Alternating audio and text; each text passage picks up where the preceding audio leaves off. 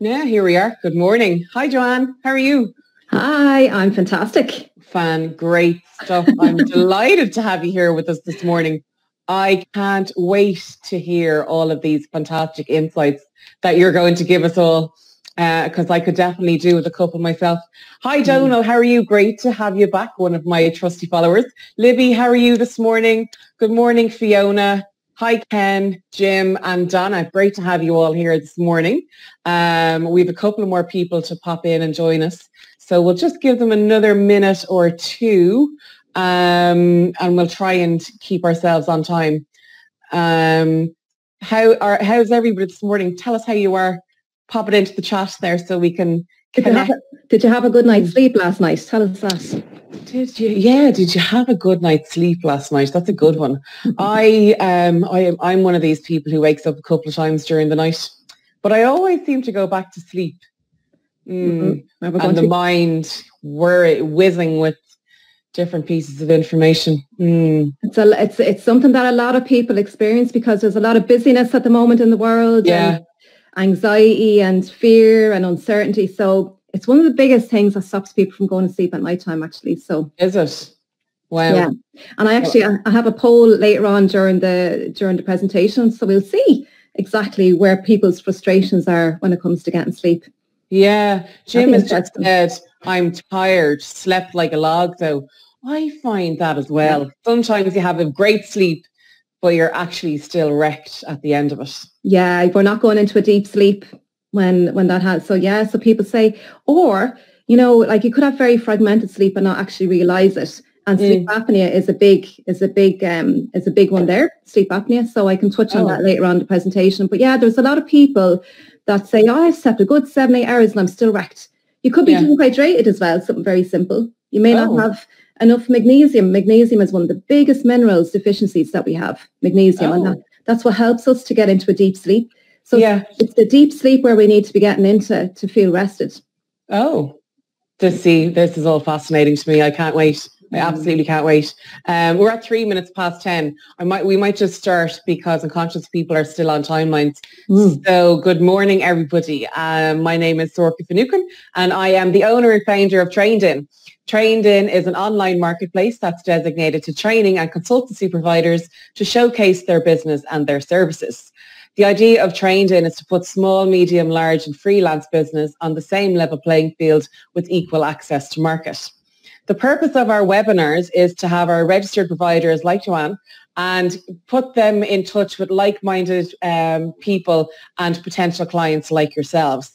And it's a great opportunity for you to get to know Joanne, find out what makes her tick and how she got to where she is today. And I'm sure, as I am, that everybody is dying to hear this presentation because everybody in the world needs sleep. So it's something that everybody is going to be able to benefit from. So, Joanne, before we kick off and before you go into your presentation, tell us a little bit about you. Who is Joanne O'Callaghan? Oh, well, so I'm an author, so I've written the book, How to Get a Good Night's Sleep. I'm a speaker, an online trainer. I'm a podcaster. I recently just started my podcast. Yeah, Empowering Family Health. And I'm always looking for health professionals or doctors to interview all about health and wellness and empowering families. So that's what I really value. That's what's really important to me, is really empowering people to take back control of their lives again, because something, there's so much fear, so much uncertainty in the world, there's so much struggling, unnecessary struggling in the world. And I believe that when we take our power, when we stand back into, our power and dissolve fear. Now, look, there's always going to be a certain amount of fear. Fear is actually what makes us move forward and gets us out of our comfort zone. But I think, there's too much fear, which is taking people's power away. It's really disempowering them. And that's where my passion lies. And then with families as well, with children, because parents have, in my opinion, the toughest job in the world. They're responsible for little children, little beings, and, bringing them up. And, as they grow from childhood into adults, they learn all that from all the conditioning in the home. And parents mean well all the time, but they don't always get it right. And there's nothing wrong. They mean well. There's nothing wrong. But I think education and then applying the knowledge is what really empowers people to take control of their lives again. And I'm really passionate, especially with children, because They're our next generation. They learn from our behaviours, not what we tell them, because their brainwaves are different. They're wired differently, and it's part of their survival when they're growing up. And we could talk all about that. But for parents, they're role models for their children. And really, I just think when I think about that, it's just such a privilege to be a parent. My daughter is 9 years of age. I lost Megan at birth in 2007. And really, that's where I got onto the whole road of health and wellness, because I discovered how powerful the mind is. And how I can be in control of my life again by choosing how I think and how I act and behave. But it all starts from, how we see things, our view of life, our beliefs, our opinions, how we see things, our attitude and perceptions. And that all starts with thoughts in the head. And I discovered all that after I lost Megan. I lost her literally on the day that she was due. So she was full term. And I had to go. I went into the hospital, there was no heartbeat, and I had to go home, go back again 2 days later and give a natural birth. So you can imagine, it was awful, horrendous. But traumatizing. Yeah. So thankfully, I went on to have Leah 3 years after that, and she's gorgeous, and I just love her to bits. But during that whole process of grieving and everything else, I discovered who I am, and I'm still discovering who I am, and we always are, because, life happens, and it's all about, if we have that empowerment and knowing we're good enough, perfect as we are, warts and all, really loving ourselves and giving ourselves a break, because we're always sabotaging ourselves, Yeah. So that's what I'm all about. That's who I am. Great. Amazing. Gee, what a story. What a lot of grief in there, which I'm sure a lot of people have as well. Yeah. And it has to manifest in some way if you don't let it go and release or hold. Like, I had a loss as well with my parents, and you hold the grief, you hold guilt as well, which because you're blaming yourself in your mind. Yeah. But it's fascinating how everything is just intertwined. And the body is so forgiving, no matter. And shame and guilt, you mentioned, they're two of the lowest vibrations that you can have. Oh, really? Really, really the lowest vibrations. So if you have shame and guilt, it's all that I'm not good enough. And, we all have a certain element of not good enough. It just manifests in different ways, but the umbrella, I'm not good enough. And so many of us do actually have that. So, so it's really incredible how forgiving the body is, but also how innate the healing power the body has. And it's not to be underestimated. Like, seriously. Respect your bodies and what your body is trying to do for you. Yeah. Fantastic. Well, I'm really, really looking forward to your presentation, Joanne. Before we go on, and just let everybody know that we can't see you and we can't hear you. A lot of people might be delighted to know that there's no cameras on them this early in the morning. But please use the chat facility and ask any questions or make any comments, and we will address them throughout. I know we're going to run a poll at one stage, and Joanne has an offer then that we'll run at the end. But Joanne, I will pass it over to you. I'll turn my camera off, but I'll still be here in the background if you need any assistance. So great. Over to you. I'm going to share my screen. So Sork, if you can just let me know that you can see my screen. Okay, let me get to it here. Now, can you see that? Yep. So we pop it on slideshow and we'll be all good. Excellent. Good. Fantastic. Okay, great. So everyone, you're very, very welcome. And I'm so delighted that you're here and that you want to be empowered to learn and educate and find out more about how to get a good night's sleep. So what you're going to get in this presentation is really get clear on why sleep is so important, because, for so many of us, we just go to bed at night time and we don't give it a second thought. We don't know much about, we're not conscious of what's happening. So you're really going to get crystal clear on why sleep is so important and all the different processes. I'm going to give you 5 strategies that's going to help you to get a good night's sleep. And even if you've been trying to do many things before in the past, these 5 strategies, if you stick to these and implement these strategies, it will get you on the way to having a good night's sleep. So you're going to get real insight as well into what it takes to get yourself sleeping so that you can have the best night's sleep you've ever only dreamed of. And my promise to you today is that you're going to walk away with actionable steps. So you're going to get a little bit of homework to help you get sleeping tonight. So I actually told Sorka there, starting off, a little bit about myself. So I'll just skip through this slide here. And actually just to mention as well, because I'm very proud of the fact that I'm a president as well of the Thai Toastmasters Club, and that helped me with my speaking career as well. So that's a very big win for me. So I've met a lot of people along the way. Networking is very, very important to me because it's all about sharing and caring. So I've met so many great people along the way, and I encourage you to do the same, especially if you're an entrepreneur as well. It's the only way that you are going to succeed in life. So I've been involved with a lot of mentors, and I've been in a few papers and podcasts and interviews, radio interviews. So they're just a few of the associations that I've had in the past. So the 5 strategies, and the very first one there is missing. So it's actually understanding sleep. Let me just see. There we go. It's understanding sleep, because you need to know the information before you can actually do something about it to fix the problem. You need to actually be able to see the problem before you can fix it. So understanding sleep is super important. Managing stress. Now, we use the word stress very liberally these days, but there is stress everywhere. And let me talk to you a little bit about the stress system. We, thousands of years ago, stress was running away from the tiger. And nowadays, stress is an angry boss, the traffic on the street, your spouse nagging at you, whatever. Stress is showing up in so many different ways, and we don't actually realise that our body is stressed. And even not getting a good night's sleep is stress as well in itself. So I want to talk a little bit about that. Know your sleep requirements. That's really important because, we have guidelines, but we're all individuals. And that's really, really important to know. Really be aware of your body, and not even just about sleep, but everything else. What we eat, the foods we eat, the amount of exercise, whatever. But knowing your sleep requirements is really, really important. We want to rule out any sleep disorders as well. So sleep apnea is a very big one that's undiagnosed in an awful lot of people. I'll talk about that. And also aligning with your circadian rhythm. So I'm going to show you how you can align with your circadian rhythm. So before we begin, I love this quote from Napoleon Hill: knowledge and purpose. There is one quality which one must possess to win. And that is the definiteness of purpose, the knowledge of what one wants, and a burning desire to possess it.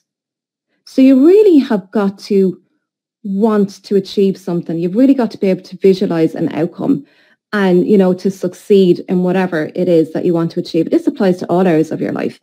And speaking of all areas of your life, it's always in your being, how you're being, your attitude, your perspective. And how you're being in one area of your life, that's actually going to transpire to all the other areas of your life. So wouldn't it make sense to be aware of how you're being in any one situation, because it's going to have a massive impact on all the other areas of your life. So I just love this quote. It's very powerful. It really sums up what success is and what it takes to win. So we talked about perspective. So this is really, really important to me. It's how we view life. It's what we're saying to ourselves. It's the language that we're using. So what is your perspective about sleep? For so many people, they say things like, I don't have time for sleep. And if you wouldn't mind just putting in the chat box, just say yes if you do say things like, I don't have time for sleep. I'll sleep when I'm dead. I'll have plenty of time to sleep when I'm dead, or I don't have time. I need to finish this project first before I sleep. My mother, when I was growing up, she always had to clean the kitchen before she went to bed, and that was her priority. So therefore, sleep was not her priority, and she was actually going to bed at 1, 2 o'clock in the morning. My father used to drink quite an awful lot when I was growing up, so there was many late nights, and that's a whole other story. But what are you saying to yourself about sleep? So understanding sleep. So in order to do anything well, to succeed, to win, you've got to understand the process. So take driving a car, for example. So when you understand what the accelerator pedal is, when you understand what the clutch pedal is, what it does, and the brake, when you understand how they work and in harmony with each other as well, you're going to drive that car much better. It's exactly the same with sleep and your body. When you understand the different processes, what your body requires, and, we service our car very regularly as well to maintain it. So sleeping well regularly as well is going to maintain the longevity of your body too. So understanding the process. So really what I say to you is do a course. I'm going to give you an offer at the end of this, actually, by the way. Read a book. There's loads of YouTube videos out there. Go and find out about sleep and what is happening to your body at nighttime when you sleep as well. So why is sleep so important? Well, there's the obvious things. You know, when we wake up in the morning time, we're going to feel refreshed and energized. That's one of the purposes of getting a good night's sleep. I know for some of you there, you said, I've had my full night's sleep, but I still feel tired. So we'll have a little look at that later on as well. So it also is involved in your memory consolidation, which is really, really important. So for example, if a student is taking an exam, most students stay up really late cramming, trying to get as much studying in as they possibly can. But the next day when they're taking the test, they will find that their memory, recalling all that memory, will be reduced by up to 40%. It's been shown in studies when you have severe sleep deprivation the night before an exam, you can have a memory loss or not be able to recall your memory up to 40% of an impact. So that's massive. So it's really important to get a good night's sleep, especially if you're doing exams or you're giving a presentation maybe or whatever. It's really, really important. It also regulates your mood. Your gut is connected to your brain. I mean, your whole body is connected to each other, but the gut-brain connection is absolutely massive. And we have a particular neurotransmitter, serotonin, and many others, which is very heavily involved in the mood regulation. So serotonin is our happy hormone, if you like, but we also need serotonin to make our sleep hormone, which is melatonin. So it's all interconnected, and mood is a very, very big part of sleep, and also the microbiome as well, which has been shown in many, many studies. If your microbiome is impacted, which it can be heavily when you don't sleep well, it's going to have an effect on your mood as well. Your immune system, it has been shown in studies that if you sleep for 5 hours or less on a regular basis, it can reduce the effectiveness of your immune system by up to 60 or 70%. I'll say that again because that is incredible. If you have regular sleep deprivation nights of 5 hours or less, your immune system will be reduced, the effectiveness of your immune system by up to 60 to 70%. And clearing the brain of toxins as well. So I'm going to go a little bit more into that on another slide. So what happens when we don't get enough sleep? Well, it weakens the immune system. So I touched on that. And now with this current situation, there's a lot of fear in the world, and that in itself is reducing our immune system because it's causing stress on the body. And also we have a lot of anxiety, worries, and we're not getting asleep at nighttime as a result of that. Or at least if we are even sleeping, we are not getting into that deep because our nervous system is still on alert. We can't fully relax. Blocked coronary arteries, heart attack, stroke, raised blood sugar, weight gain. And it has been shown that, you know, heart disease is a number one killer, and that is fairly much linked to sleep deprivation, diabetes, type 2 diabetes, obesity, the weight gain there I have down there. Lots of these things have been shown in studies. You can develop Alzheimer's. So lack of sleep can contribute to Alzheimer's as well, believe it or not, and depression and anxiety. So we touched on that with mood. Now I had to put in a funny slide to raise the vibration here because that was bad news in the last slide. So is there anybody here who experiences this first thing in the morning? And I certainly have. So when you wake up first thing in the morning, no one is allowed to talk to you until you have that cup of coffee. And no one is to ask you any questions as well. Like you just need, I remember when I worked in a company and the IT director, he used to work all hours during the night time. He's a bit of a night owl. And if the systems crashed first thing in the morning, we'd ring him and he'd say, I'll call you back in 10 minutes. It didn't matter if the whole company was falling down. I'll ring you back in 10 minutes. I need to get my cup of coffee first of all. And that was his priority. So sometimes if we're not sleeping well, we may need a stimulant or something to get us going in the morning. So I just thought that was a very funny slide. So physical health.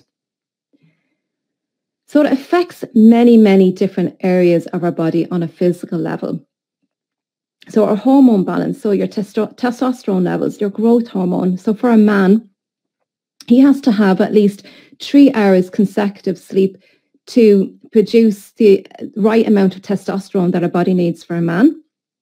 The growth hormone is only released in the body in the deep phase of sleep.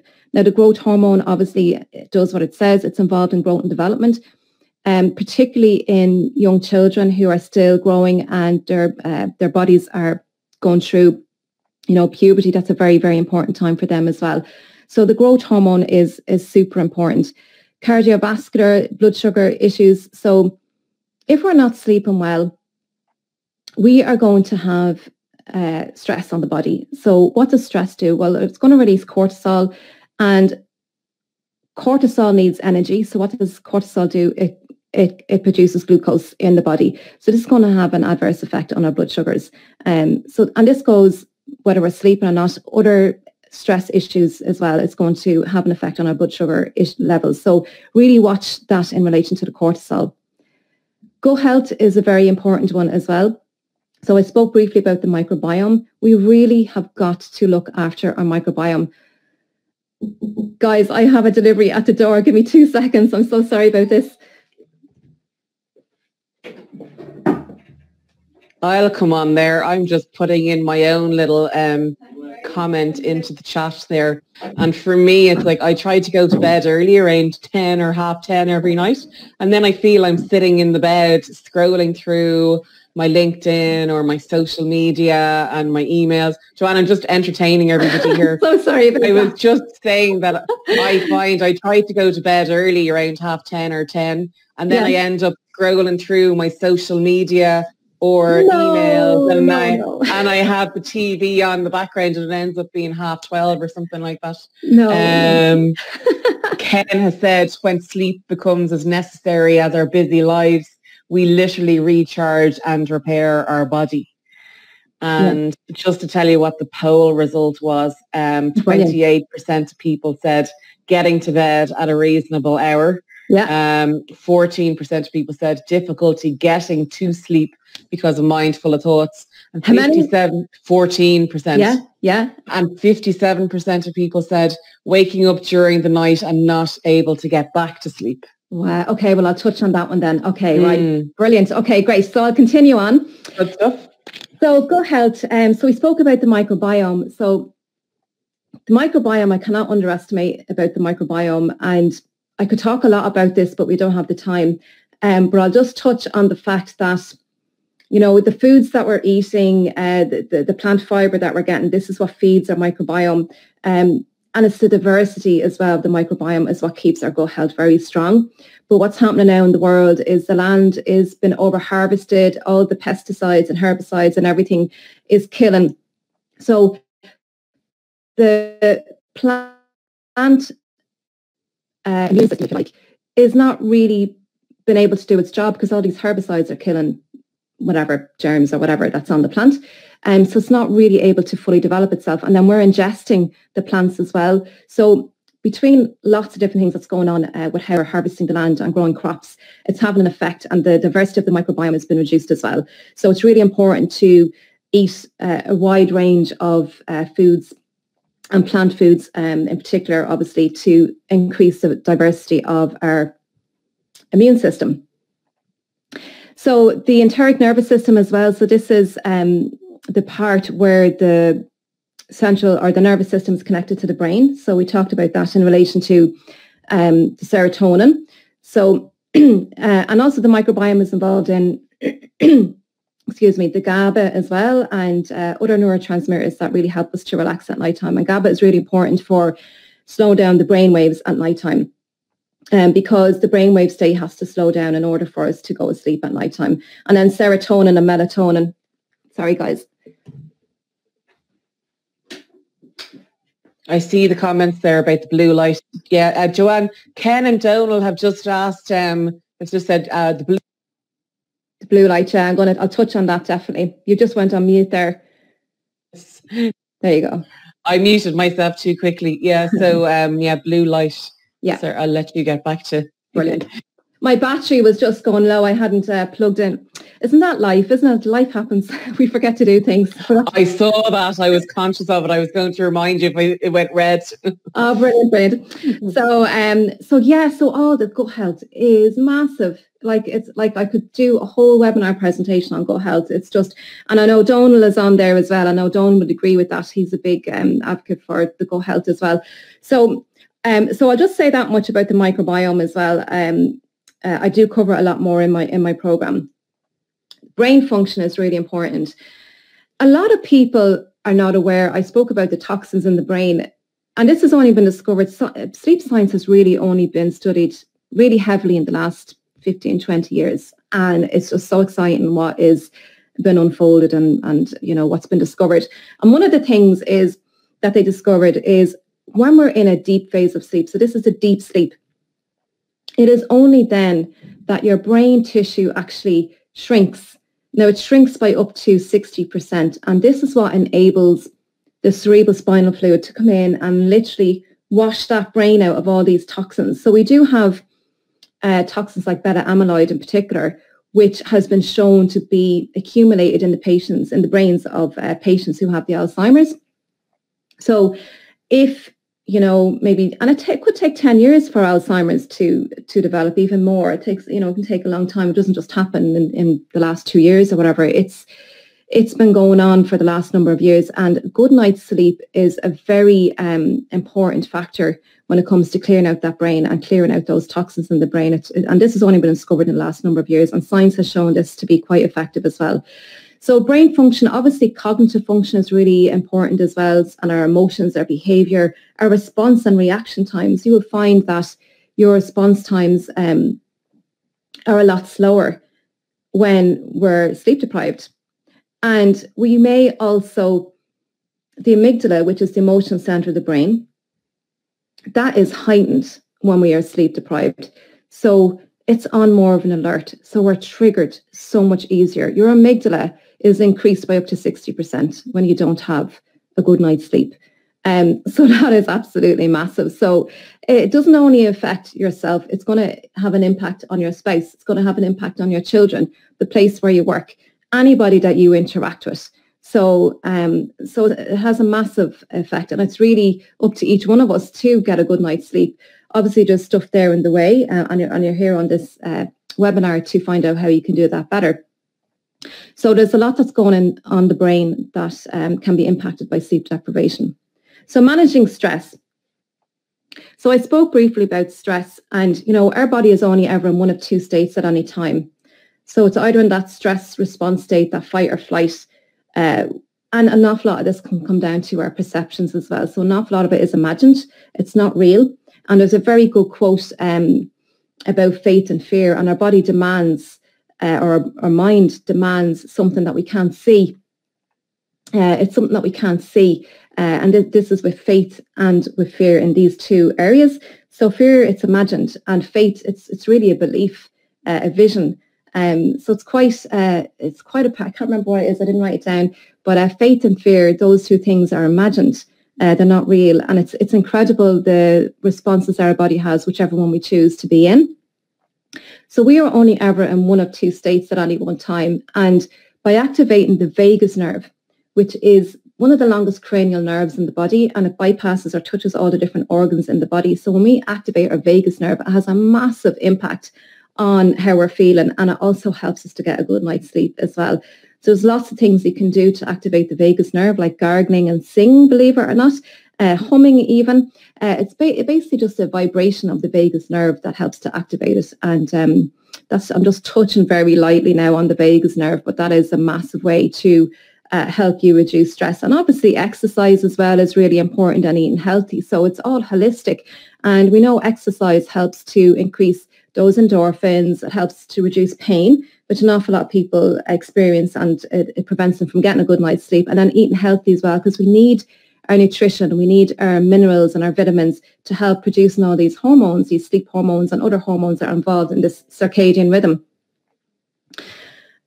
So how much sleep do I actually need? So that's a question that a lot of people ask. So let's first have a look at the different stages of sleep, and we'll determine from that how much sleep we actually need. So we sleep in stages 1, 2, 3, there's a 4, and then 5 would be REM sleep. So stage 3 and 4 in some schools of thought is deep sleep. So you may C, stage 3 and 4. And then you have the REM sleep. So the first few stages there, 1 to 3 in this case, are a passive form of sleep. So this is light sleep where we're just going to sleep and the body temperature is reducing. And that's really, really important that the body temperature reduces, because this enables the onset of the hormones required for sleep. And then when we go into stage 3, this is when the growth hormone is released, and this is where all the healing and the repairing is done. And that cannot be emphasized enough. This is where the healing, repairing, this is when all the toxins in the brain are being cleared out. So it's really important that we can get to this stage. Now, some of you were saying that you wake up quite an awful lot during the nighttime. So what's happening in my experience is a lot of people, because they're so stressed and worried and anxious, and they have a lot to do. So when they're going to bed with those thoughts in their head, right, the subconscious brain, we do a lot of dreaming as well. So the REM sleep. And the REM sleep is involved an awful lot in our mental health. It's involved in processing all our emotions and our thoughts of the day, because it has to file all those memories away somewhere as well. So that's what REM sleep is involved in. And when we're going to bed with all these worries, all these thoughts, right, so we're telling our brain that we're going to have to get a lot done tomorrow. So a lot of time people are waking up really early because the body is saying, right, you've had enough sleep there now, get up and get some more work done. And also another thing that could be happening is your blood sugar levels. So, and again, it could be, watch what you're eating before you go to bed at night time as well. You don't want to be eating too many cakes or biscuits and things like that, because it's going to have an impact on your blood sugar. So when you're eating stuff like that, your blood sugar is going to rise, and then what happens after that? It dips and it crashes. Now, when that happens in your body, we all have a baseline. We all have a baseline with everything. So when it comes to blood sugar, if you go below the baseline, your stress hormones are going to come in, cortisol. And what does cortisol do? It increases our glucose. And what does glucose do? Well, glucose and cortisol, it wakes us up. So that's another thing, a really big, big thing. And it's all intertwined with stress, maybe what we're eating. We could be emotionally eating, maybe could be comfort food eating, we could be eating just to make us feel good because we get that hit. We don't realize that this is what's going on in the body. So now that you have the information, you understand, you may have more control and think differently about it and have a different perspective of it. So this stage 1 to 3 and then your REM sleep, that's normally typically about 120 minutes, right? About an hour and a half, say. And we would typically have 4, that's one cycle. We would typically have 4 to 5 of them each night. So how do you determine how much sleep that you need? Well, go to bed when, try this when you don't have to be up, you're not socially determined that you have to be up at a certain time in the morning. So go to bed, obviously mark what time you're going to bed, I say 11 p.m. And it's whatever time you naturally wake up at in the morning. Now, be mindful of how you're eating the night before and drinking. So obviously don't drink too much before you go to bed, too close to bed, because you don't want to get up to go into the bathroom. All those things. So putting all those things in place, right? And really winding down before you go to bed at night time. So the blue light as well, I'll talk about that in a minute, and your electronic devices. So when you go to bed, whatever time you wake up naturally without an alarm clock, that's how you will determine how much sleep that you actually need. So it may take a couple of goes to actually determine that. It's a very simple exercise to do, but try it and see how much sleep it is that you actually require. Some people, maybe 7 hours. Me, I love 8.5 hours sleep. I love my sleep. I'm just conscious of the time now, so I'm going to keep moving on. Oh, the blue light. Let's talk about the blue light. So the blue light has been shown to stop the production of melatonin. Now, melatonin is our sleep hormone. And melatonin is highest in the evening time when we're going to sleep at night time. So when we're on our devices, our electronic devices, this is an artificial light. And the blue light in particular is is the strongest. And blue light says to our mind, our brain, that it's daytime. So it's mimicking daytime. So therefore, the whole sleep onset is not going to happen because your body thinks it's still daytime. And we are in sync with this circadian rhythm, which is really, really important. We operate all our, how we eat, the timing of our foods, all our different hormones. Cortisol is naturally highest first thing in the morning. It's what gets us up and gets us out of the bed. It is okay to have cortisol in our body. We actually need it. But it's when the fluctuations of cortisol, when we have too much cortisol at nighttime, it's not natural. It's not in line with our circadian rhythm. So that's what's preventing us from getting to sleep when we have too much cortisol in the evening time. So this blue light on the phone is blocking that melatonin, but also phones and it's stimulating the brain. So we want our brain to slow down. We want the brain waves to slow down. So it's stimulating the brain, and also it's creating this dopamine effect. So what's that? Well, dopamine is another pleasurable kind of a neurotransmitter. So dopamine has been shown, this is what addicts us to our phones. So when you're scrolling, you're not looking for anything in particular. You're just looking for something that looks good, that will give you a hit of dopamine, and it just keeps you hooked. You keep looking for the next thing and the next thing. So there's three things going on with your mobile phones at nighttime: the blue light, stimulating the brain, and then that dopamine effect as well. So there's quite an awful lot. Do not have your mobile phones in your bedroom at nighttime. Don't even charge your phones because it's giving out this EMF. That's a whole other story. EMF is another toxin in the bedroom. And really, just don't have your mobiles, at least switch them off at least an hour or two before bedtime. So I hope that helps. I could go into it a little bit more. The sleep problems. So sleep apnea, as I said in the beginning of the talk, sleep apnea is a really, really big one. If you find your partner snores quite an awful lot, really, really loud, or if they're gasping during the night, they could possibly have sleep apnea. It happened with my husband a few years ago, before I even went down the route of all this work and sleep. And he was in hospital, and it was just a routine check, and they were asking him how he slept, and he said, yeah, I sleep fine. And I happened to be in the room, and I said, well, you might sleep fine, but I don't with all your snoring. And the doctors, one thing led to another then, and they were asking about all this snoring. And they sent him for a sleep lab test, and wouldn't you know, he was diagnosed with sleep apnea. And he now uses a CPAP machine. And in the beginning, he found it really difficult to use, but now he swears by it. He uses it for maybe 2 hours during the night time. And he may have fragmented sleep, but he's getting that deep sleep. It's still a process. But if you go undiagnosed with sleep apnea for a very long time, it's going to increase to with obesity, type 2 diabetes, stroke, heart attacks, all these awful things that can happen as a result of, because you're depriving the brain of oxygen and you're causing massive stress on the body as well. So it's a really, really big one. If you do suspect, to go to the doctor and ask for a sleep lab test. So environmental influences. So this is a really big one, the circadian rhythm and sleep drive. These are the two processes that actually drive your sleep. And I spoke a little bit about that in terms of, your cortisol in the morning, your melatonin in the evening time. If you do have any further questions on any of this, you can reach out to me, by the way. I know I'm rushing now near the end. So the top 5 tips for getting a good night's sleep really is have a morning routine. Getting the sunshine first thing in the morning is what's going to switch off the melatonin and really get you going, really wake you up. So open up your curtains. If you're having breakfast, sit by a window. It's really important to get sunshine and get it as quickly as you can. Having a wind down routine in the evening, because sleep is not an on-off switch. You've got to wind down. And that includes turning off your mobile devices as well a couple of hours before bed. You want to avoid caffeine and alcohol. Caffeine is a stimulant and alcohol suppresses everything. So alcohol may get you asleep at nighttime. You may collapse and fall into bed, but it always causes fragmented sleep and it does interfere with your REM sleep. It has been shown. And wake up at the same time every day. It's really, really important because you want to create that routine. Your body loves routine.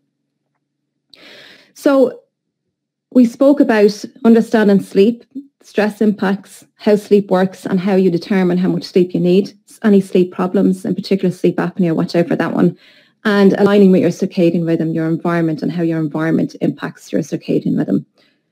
So now if I can ask you, do you want to improve your life for the better now that you have this information? And is it something that you really desire? Do you want to have more energy and play with your children, get down on the floor and, really play with them? Or maybe, and look how happy your children can be when you're playing with them and you're giving them the life that they deserve. Or maybe it could be in the work situation, really relating to people. You're having that cognitive function, really been able to make decisions, been problem solution focused, all of this really been more effective. And this is your power. This is your life and it's up to you. We are all responsible for who we are, who we're being. It's freedom at the end of the day as well. And it's your life. So this is the program that I have. It's a 12-week live online program. So module 1 is waking up to sleep. So it really extends on what I've just spoken about today. So really being aware of what sleep does for you and understanding sleep. That really is a big priority. Then we're going to go into all the holistic, the eating, stress management, exercise, all these really important factors, the science of sleep, a little bit about neuroscience, really, really important. And then sleep problems. So there's loads of sleep problems that may interact or may cause us to not sleep well, and the environmental influences. So what is on a daily basis in our environment that's causing us? And this includes the sleep, your bedroom. And then we also talk about sleep hygiene, so natural habits as well that we can adapt that will help us get into a routine and practice good sleep hygiene skills as well. There is 6 Q&A calls as well on this program. You can ask me anything that you want. You're also going to get 2 30-minute one-to-one sessions with me just to see how you're getting on. There is a lot of exercises, stuff that you're going to get to do. So there's homework to do during this because it's about transformation.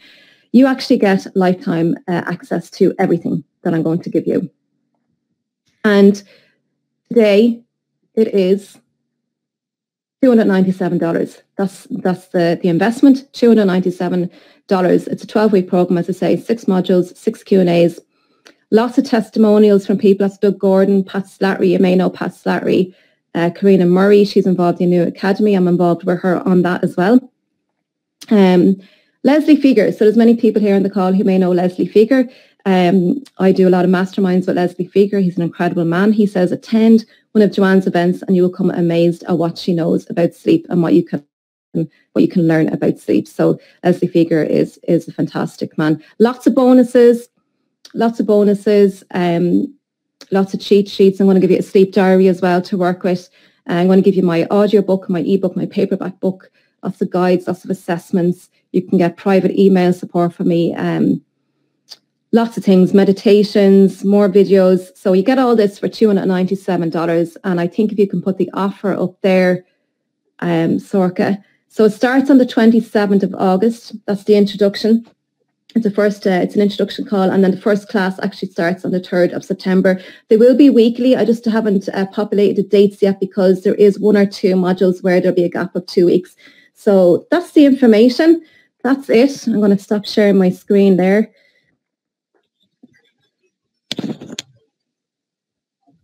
You're back. Brilliant. That's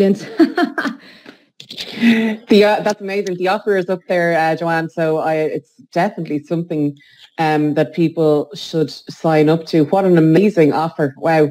I learned so much. I never knew about the cycles that we slept in. So does that kind of mean if I need to be up at 7:30 that I should go to bed at 12 o'clock? Yeah. We've got 7.5 hours. Yeah, you need to determine because there is a lot of people that actually go to bed too early. And you see, then we create this association with our bed and it's not a healthy association. So we're lying in bed going, oh, I can't go to sleep because we're not tired, right? So you need to determine how much sleep you actually need. And then whatever time you need to get up at in the morning, factor all that in. So it's a whole exercise. And it's all about discovering as well what the best, but you can actually go to bed too early and then create that, that sleep association with your bed that's not healthy. So that's really, really important. Yeah, that makes sense. And I'm definitely going to get myself a blue light. So is it any type of a blue light that you should? The blue light, it helps you wake up in the morning time. You can use the blue light first thing in the morning. So for a lot of people, if you can't get sunshine is really the preferred option. Get sunshine first thing in the morning. Some people use that blue, the light box, especially people who have that SAD disorder, especially in the winter months when there's not enough sunshine. So people would do, and that's a blue light. So the blue light is what makes you more alert, makes you more awake. So we do not want to use blue lights at nighttime. There's no blue lights at nighttime. Okay, done. Yeah. First thing in the morning. Yeah. Yeah. And is it a UV light, is it? Or is it just a blue light? No, I don't know exactly what it is, but it comes in like a light box. You can buy them on Amazon. It's just like just a box, just a square like this, and it's just like blue light coming off it. And yes, a lot of people find it really, really effective. It increases their mood. It's used for the SAD because, again, we have to have that sunshine, that wakefulness, turning on the cortisol and the other hormones first thing in the morning, because this is part of the circadian cycle. Yeah, I know if anyone is a fan of Grey's Anatomy, that they had, they introduced a blue light room for all the doctors to go in and calm down and just, I suppose, reset themselves and take time out and shut down their mind. Ken has said, thank you. No more phones or computers for at least an hour before bed. Love it, Ken. Okay, so I need to stop going to bed and scrolling through social media for 2 hours. Okay. Donald says, does sleep deprivation increase the risk of forms of dementia other than Alzheimer's? Yeah, it can. Really? Yeah, because you see, when we're getting a deep phase of sleep, now it's really, all these studies, not a lot of these studies have been tied to the Alzheimer's with this toxic protein, but there is other forms of dementia, as you say. One of them is to do with the central nervous system and all that connection as well. But, you know, the body is always trying to heal itself. And if we're not getting enough sleep, it's going to have an impact on all our neural pathways and all that, all the pulses and all this, everything that's going on in the brain. Now, I haven't come across any studies, but in my opinion, I'm sure it has some impact, because there's not one bodily process that's not affected with a good night's sleep. Yeah. You know, so I don't know of any studies now to definitely say yes, but I'm sure it does. It has a big impact on the brain, sleep deprivation, a negative impact when we're not getting, and this is ongoing. This is when we're regularly not getting sleep. And an awful lot of this comes down to bad habits, just people not going to bed. My sister now, she's after getting to a good routine now, but for a while there, she was a real night owl and she just couldn't go, and she had a young baby, and she just couldn't go to bed till 1 or 2 o'clock in the morning, and she was wrecked. And of course, the baby's waking up early in the morning, and she was wrecked. So she found it really difficult to go to bed earlier in the evening time. But now she's doing it now. But it's just habit. It's an awful lot of it is all habit. Like, she's actually doing it fine now. There's no problem. And it was just a habit. And sometimes it takes a while. It doesn't happen overnight. Like, sometimes it takes a while to form new habits. You know, it could take the 21 days. You're just getting yourself into a routine, really. Yeah. And you always find that when you're most tired, that it's nearly, you know, when you're that tired that you're nearly crying, that you go to bed and you can't sleep. Yeah. Or the one day that you want to lie in, you wake up and you're wide awake at 6 a.m. or something like that. For a child, Murphy's Law. You know the way some young children, they need a nap during the daytime, and if they haven't had their nap, they tend to not sleep as well during the nighttime, because they're not relaxed. Their nervous system is a little bit up, you know, and just briefly, that's just a very surface level, but that's what's happening. So when you were saying, when you're absolutely exhausted, you need to have a certain amount of energy to sleep. You know, so if you're overtired, oh my God. And then if you don't go to bed when you're actually tired, if you're not listening to your body, you need to listen to your body when your body is actually tired, and go to bed then. If you don't, what's going to happen is you get that second wind.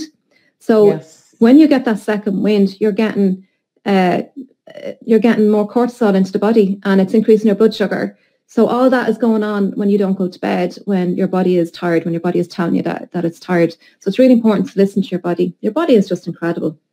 You know those days where you wake up at maybe 5:30 and you're bright as a button, but you know that you don't actually have to get up until 7, and you go back to sleep and you wake up and you're wrecked.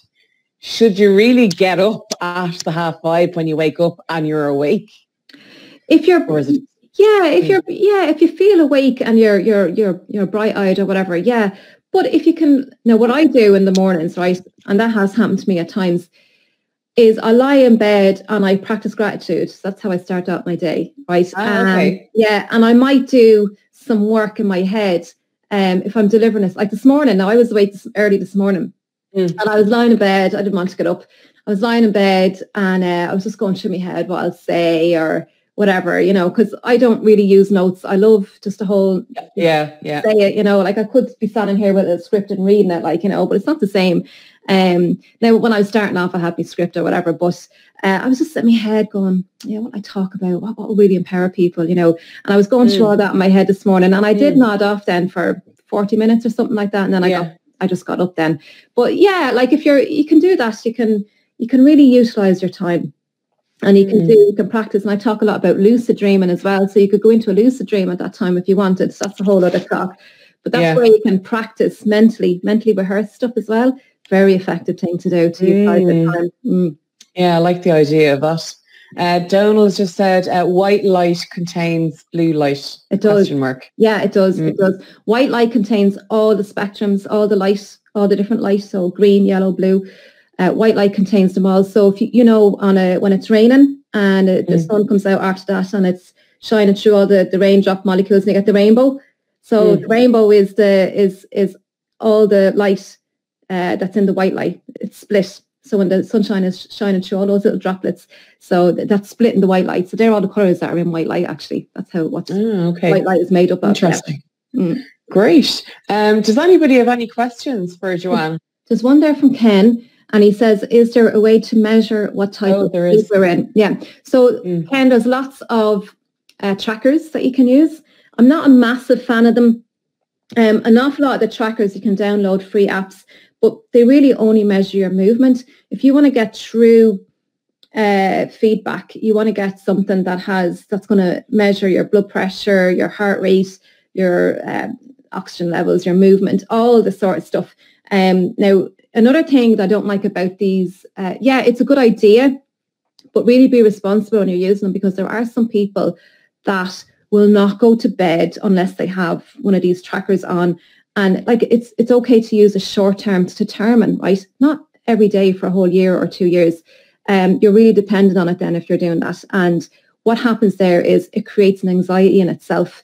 So you're constantly checking to see, did I sleep well last night? And you're actually going by what the tracker says. And sometimes the tracker can get it wrong, especially if it's just one of those movement ones that just records movement. Yeah.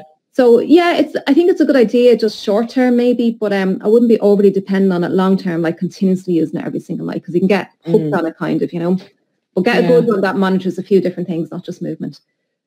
Yeah, that's interesting, because I know I used to monitor my sleep a lot a couple of years ago because I wasn't getting any.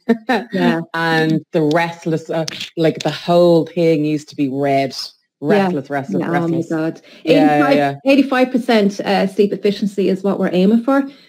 So you will be in bed awake for a small amount of time. So 85% is 85% of the time that you're actually in the bed, that you're actually asleep. So that's what we're aiming for with those trackers, is 85% sleep efficiency.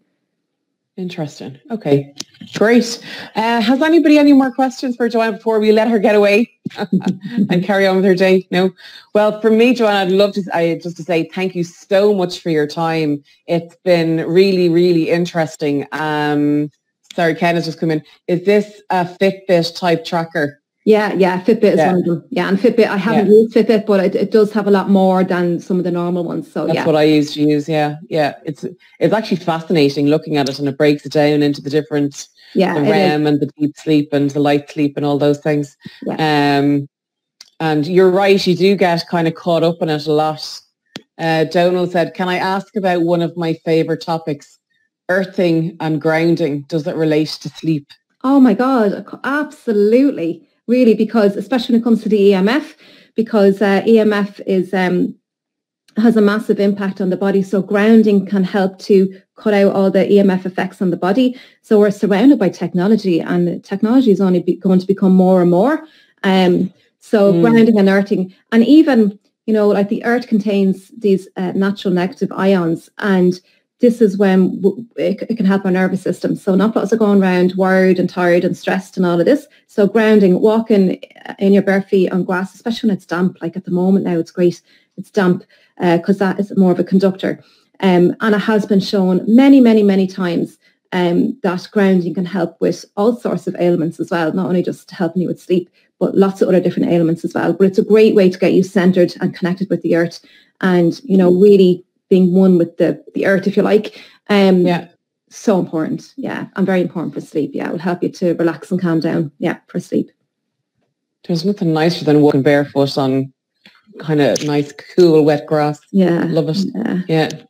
Fantastic. So, listen, I think we'll leave it there, Joanne. It was fantastic and lovely to have you here. Thank you so much for your time. I really appreciate it. Anybody who wants to replay the webinar, you'll get your link in the next couple of hours. And for those people who've missed it, I hope you enjoy the replay. So Joanne, thank you so much for your time. If anybody's any questions or wants to follow up with Joanne, please let me know and I will connect you both. Brilliant. Thank you so much, and everybody have a fantastic day. Thank you. Bye.